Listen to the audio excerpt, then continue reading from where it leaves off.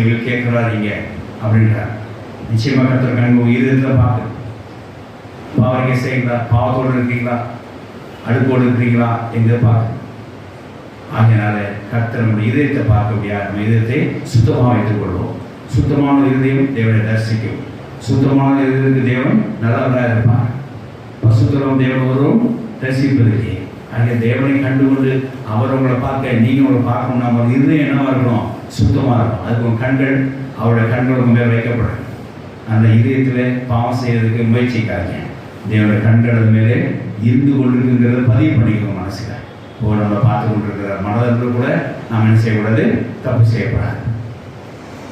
எல்லாமே இப்போ அந்த இதயத்தை டச் பண்ணி தான் எல்லாம் பேசுவார். ஒரு ஸ்திரியை பார்க்கும்போது அவங்க இதயத்திலே அவர் தப்பாக நினைச்சாலே விபச்சாரத்துக்கு என்னது எதுவாக உண்டாயிட்டு அர்த்தம் சொல்கிறார். எல்லாம் இதயத்தில் டச் பண்ணுறது தான் அவங்க பேசுவார். இதயத்தில் அவ்வளோ அழுக்கு இருக்கு, அதெல்லாம் வெளியே அதெல்லாம் தீட்டுப்படுத்தும் என்று சொல்லுவார்.